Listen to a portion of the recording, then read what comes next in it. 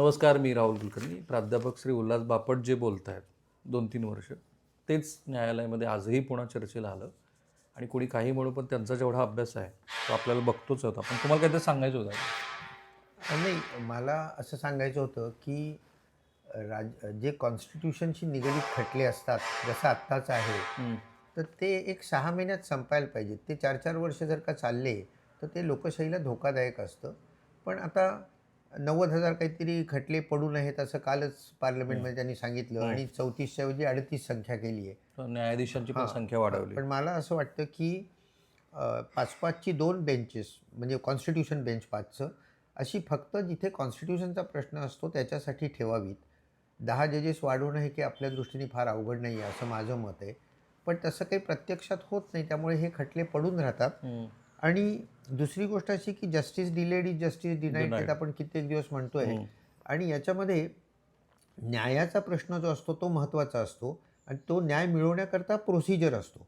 या प्रोसिजरचा दुरुपयोग वकील, न्यायाधीश, राजकीय पक्ष सगळे लोक करतात आणि ते पुढे ढकलत नेतात. सिसोदिया खटल्यामध्ये सुप्रीम कोर्टाने फार चांगलं ऑब्झर्वेशन केलं आहे की न्यायाकरता पोचायसाठी हा जो प्रोसिजर आहे हे हँडमेड आहे, हे मिस्ट्रेस नाही आहे. तर ते तुमचं मदतनीस आहे, ती रखेल नाही आहे, तर त्याचा बरोबर. दुरुपयोग करू नका. आपल्याकडे बरोबर तेच चाललं आहे. हे दुर्दैवाची गोष्ट आहे. आता हा 85 सालचा जो घटना दुरुस्ती आहे राजीव गांधींनी केलेली, 10वं शेड्यूल पक्षांतरबंदी कायदा, हा इतका अप्रतिम आहे. म्हणजे त्यावेळी ॲक्च्युली राजीव गांधींकडे लोक येत होते. अशावेळी त्यांनी कायदा केला की असं नाही येता येणार पक्ष सोडून तुम्हाला. प्रत्यक्षामध्ये त्याचं इतकं विकृतीकरण आपल्या महाराष्ट्रात विशेषतः झालं आहे की पक्षांतरबंदी कायदा कसा टाळावा याचं उत्तम गाईडच आपल्या इथे खरं सांगायचं तयार झालं आहे. पण मग अशी न्यायमूर्ती परिस्थिती. बागची ज्या म्हणाल्या, ह्याच आता फक्त आज जे न्यायालयात घडलं तेवढ्यावरती आपण बोलूया. हो. त्या म्हणाल्या की पक्षांतर बंदी कायदा हा पूर्वी कधीतरी किंवा अपवादात्मक किंवा वाईट बाब आहे असं म्हणायचं, पण आता तो बॅज आहे. तर ह्याच्याकडे तुम्ही कसं बघता? नाही, बरोबर आहे ना, की हे जे राजकारणाची जी अधोगती म्हणजे खाली चाललं आहे आणि पक्ष का सोडतात लोक तेही त्यांनी सांगितलं की कपिल सिब्बलनी सांगितलं की मॅग्नेटसारखं असतं. मी त्याला पूर्वी गुळाचं उदाहरण देतो. गुळाला जसे मोंगळे लागतात तशी ही लोक सत्तेकडे ओढली जातात. तो एक भाग असतो. भीती दाखवली जाते, पैसे दिले जातात आणि त्यामुळे निवडणुका लढण्यापेक्षा निवडून आलेले लोक घेणं हे सोपं जात आहे राजकीय पक्षांना. म्हणून हे वाढतच चाललंय, म्हणजे कमी होतच नाहीये. पण मला प्रश्न असा विचारायचा की बागची यांचं हे जे ऑब्झर्वेशन आहे की तो आता एक बॅच झालाय, प्राऊड लोक फील करतात, हां, हां. ते अंतिम निवाड्यावरती किती परिणामकारक असू शकतं?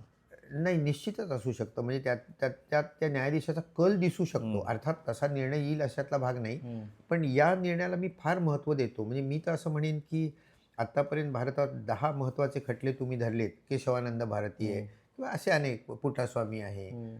त्यातला हा एक खटला होईल अशाकरता की हा जो निर्णय दिला जाईल सुप्रीम कोर्टाचा, हा प्रेसिडेंट होणार. म्हणजे पुढे जेव्हा आता काही पक्षांतर करायचा प्रयत्न करेल, त्याला याचा निर्णय लागू होणार.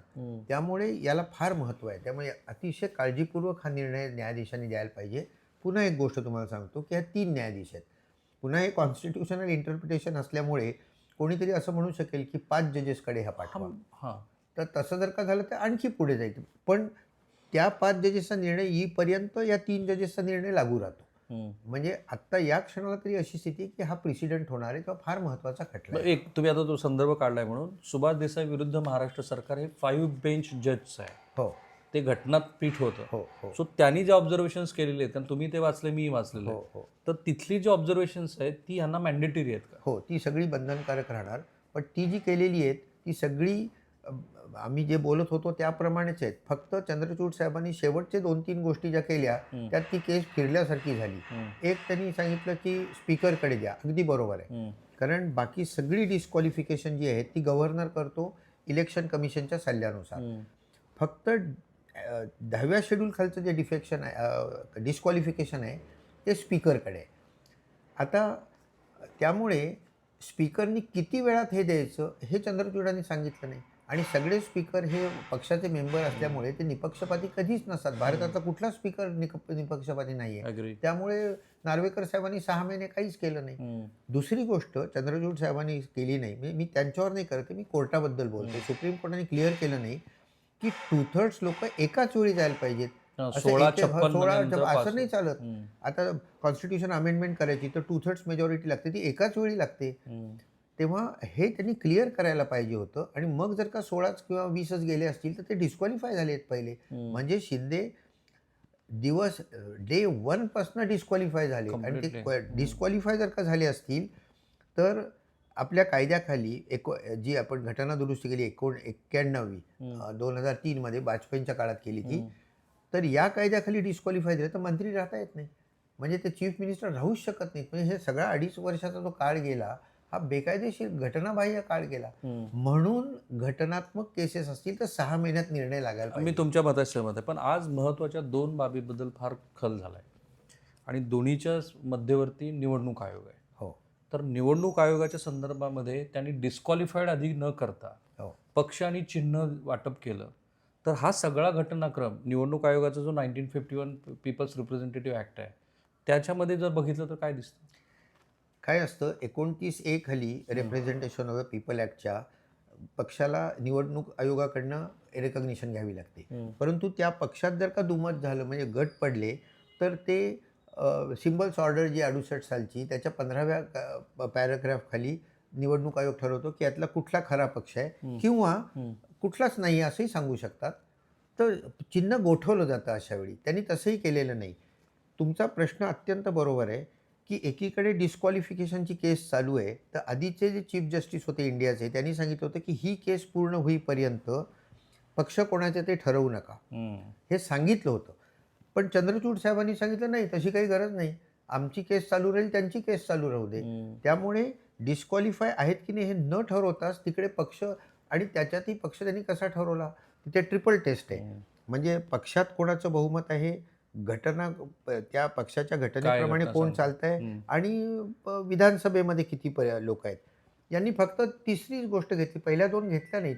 म्हणजे हा जो निर्णय आहे हा निर्णयच मुळामध्ये चॅलेंज करण्यासारखा आहे. आणि मी कुठल्याही सन्माननीय न्यायमूर्तीवरती टिप्पणी करत नाही आहे, परंतु एक लक्षात घ्या, त्यावेळेला जर एकनाथ शिंदे यांना तो पक्ष नसता मिळाला तर नंतर झालेल्या निवडणुकीमध्ये ते पक्षचिन्ह आणि पक्षाचं नाव घेऊन गेले नसते.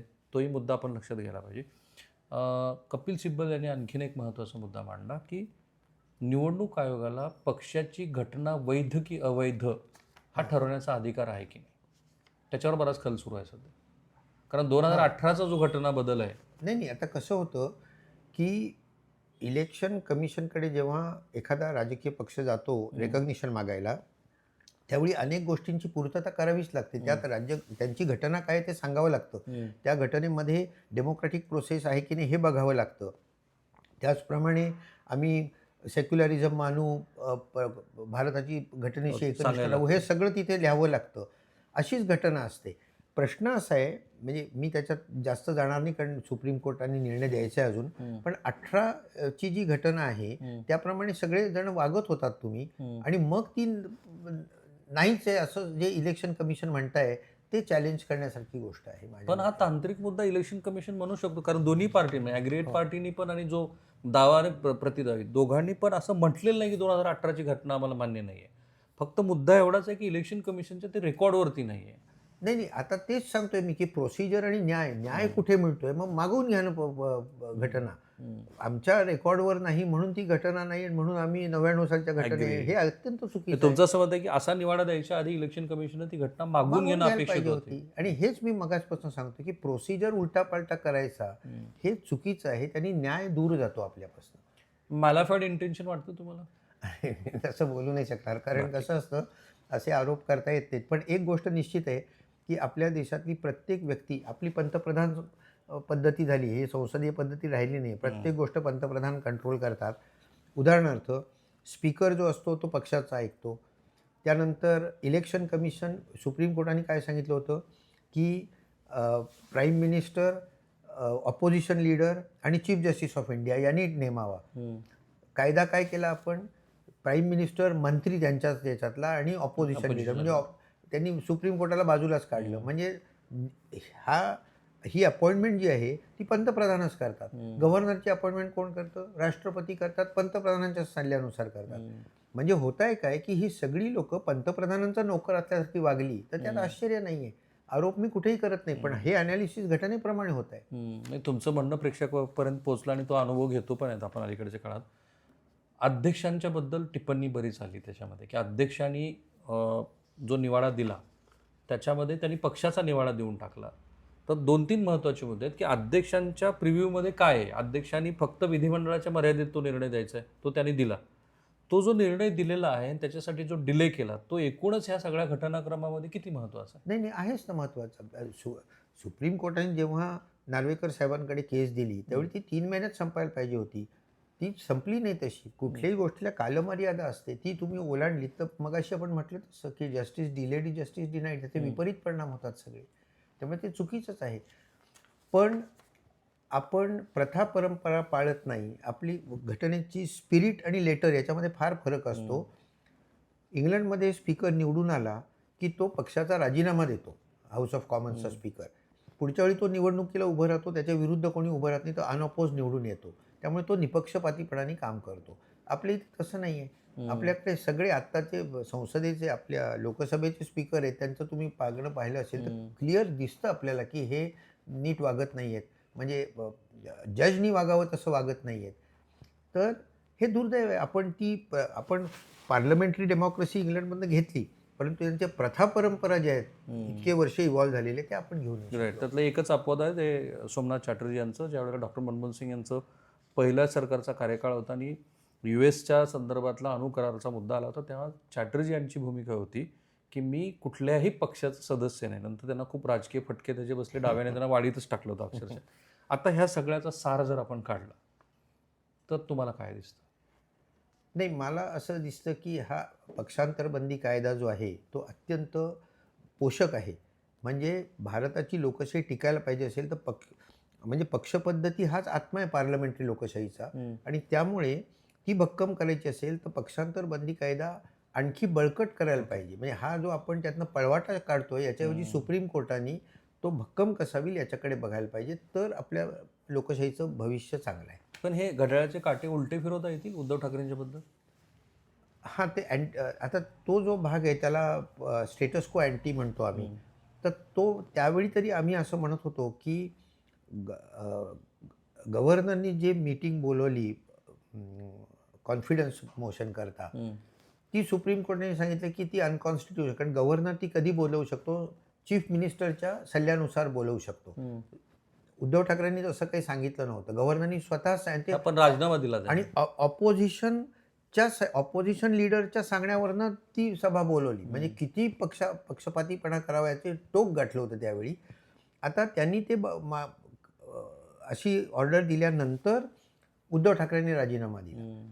आता स्टेटस को अँटी याचा अर्थ असा असतो की जिथे अनकॉन्स्टिट्युशनल एखादी गोष्ट घडते त्याच्या आधीची जी स्थिती आहे, मग त्यावेळी उद्धव ठाकरे होतेच चीफ मिनिस्टर, तर त्यांना पुन्हा चीफ मिनिस्टर नेमायला पाहिजे. सुप्रीम कोर्टाने ऑर्डर द्यायला पाहिजे होती. असं स्टेटस को अँटीचा अर्थ येतो. पण चंद्रचूड साहेब म्हणाले नाही, त्यांनी आपणहून राजीनामा दिलाय आणि त्यामुळे आम्ही तो बदलू शकत नाही. आता हा वादग्रस्त मुद्दा आहेत. काही घटनातज्ञ या बाजूला येणार, काही त्या बाजूला येणार. मला विचारलं तर माझं मत असं आहे की स्टेटस को अँटी करायला पाहिजे होतं त्यावेळी. तुमचं मत आहे की पुन्हा मुख्यमंत्री त्यांना नेमायला पाहिजे होतं. अनेक प्रेक्षकांचे हे प्रश्न मला येतात म्हणून शेवटचा प्रश्न विचारतो, कारण तुमचे अनेक विद्यार्थी विधिज्ञ पण आहेत आणि न्यायाधीश पण आहेत. हे जे ओरल ऑब्झर्वेशन, न्यायाधीश माहिती म्हणून सांगतो की सध्या भारतात हायकोर्टामध्ये 6 हायकोर्ट जजेस माझे विद्यार्थी आहेत. काय तुमच्या आगाध ज्ञानाबद्दल महाराष्ट्रात लोक तुम्हाला पक्षपाती मानतात, मी कधीच मानलेलं नाही. आपलं दुर्दैव आहे की आपण बापट यांच्यासारख्या अतिशय तज्ज्ञ माणसाला सुद्धा कुठल्या तरी पक्षाच्या चौकटीत टाकतो. वाईट सवय आहे ही अलीकडे फारच वाढलेली. असो, ओरल ऑब्झर्वेशन्स जे असतात ती फायनल जजमेंटमध्ये येतात का? कारण आता हे न्यायमूर्ती बागची आणि काल पण मी जे बघितलं नाही. फायनल जजमेंट जे लिहिलेलं असतं तेच फायनल जजमेंट, ओरलला नाही. Sir thank you so much. So पुन्हा एकदा बापट यांनी आपल्यासमोर महत्त्वाचे मुद्दे मांडलेत. प्रश्न असतील तुमचे व्हिडिओच्या कमेंट बॉक्समध्ये टाका. थँक्यू.